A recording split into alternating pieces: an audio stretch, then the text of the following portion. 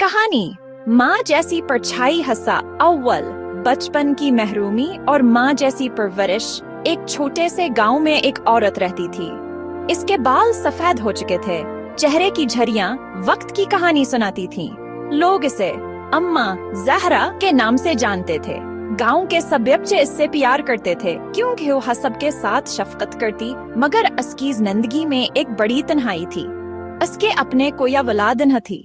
शोहर भी कई साल पहले दुनिया छोड़ गया था और वह अकेली रह गई थी।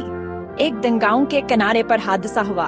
एक जोड़ सफर करते हुए गांव के करीब हादसे का शिकार हो गया और दोनों माँ बाप मौके पर हिचल बसे गए। एक 8 साल का लड़का इरसलान और 5 साल की बच्ची हना। गांव वाले सोच में पड़ गए कि अब इन यतीम बच्चों का क्या बनेगा।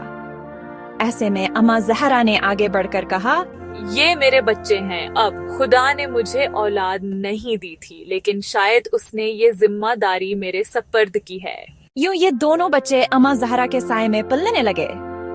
वो उन्हें अपने हाथों से खिलाती, पढ़ाती और हर दिक से बचाती। गुर्बत तो थी, लेकिन अम्मा की मोहब्बत ने बच्चों को कभी एहसास ना होने दिया कि वो यतीम हैं। हसादूम, कुर्बानियां और ख्वाब। अम्मा ज़हरा दिन रात मेहनत करती, खेतों में काम, गांव की औरतों के कपड़े सीना, कभी मिट्टी के बर्तन बनाना, बस जैसे भी हो सके वो रोजी कमाती। वो खुद भूखी रहती मगर बच्चों को पीठ भर कर खिलाती। अम्मा, मैं बड़ा होकर बहुत कुछ सीखूंगा ताकि आप आराम से जी सकें। आप मेरी सबसे अच्छी माँ हैं। उम्मा इन बातों पर मुस्कुरा देती, लेकिन रात को जब बच्चे सो जाते वो तन्हाई में आंसू बहाती। इसे डर था कि जब ये बड़े हो जाएंगे तो कहीं जमाना उनको उसकी मेहनत भला न दे दे। हसासोम, जवानी और सफर की ख्वाहिश। वक्त गुजरता गया।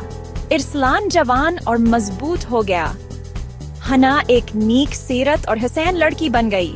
दोनों पढ़ लिख भी गए क्योंकि अम्मा ने अपने हाथों की मेहनत से उनकी तालीम का इंतजाम किया। अम्मा, अब हम बड़े हो गए हैं। गांव के बाहर एक बड़ा जंगल है। सुना है वहाँ नायाब जड़ी बूटियां और फल हैं। अगर हम वहाँ से कुछ ला सकें तो गांव के लोगों का फायदा होगा। नहीं बेटा, वो जंगल महफूज नहीं है। वहाँ दरिंदे हैं, अंधेरा है और कई लोग कभी वापस नहीं लौटे। लेकिन जवानी के जोश में इरसलान और हना ने सोचा कि वो ये खतरा मोल लेंगे। वो अम्मा को मनाते हैं और अगली सुबह दोनों बहन भाई जंगल की तरफ निकल जाते हैं। हस्सा चहारम जंगल का अंधेरा, जंगल घना और खौफनाक था। ऊंचे दरख्त आसमान को ढांपे हुए थे। परिंदों की आवाजें और झाड़ियों की सरसराहट दिल में अजीब सा खौफ पैदा कर रही थीं। इरसलान बहन को हौसला देता हुआ आगे बढ़ता रहा। रास्ते में उन्होंने कई हसीन मनाजिर भी देखे। नदियों का पानी, खुशबूदार फूल और रंग बिरंगी तितलियां।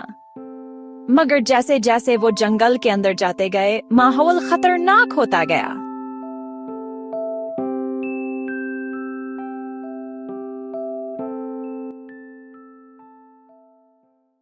हस्सा पंजम, भेड़िए का सामना अचानक झाड़ियों में से एक खौफनाक गर्राहट सुनाई दी।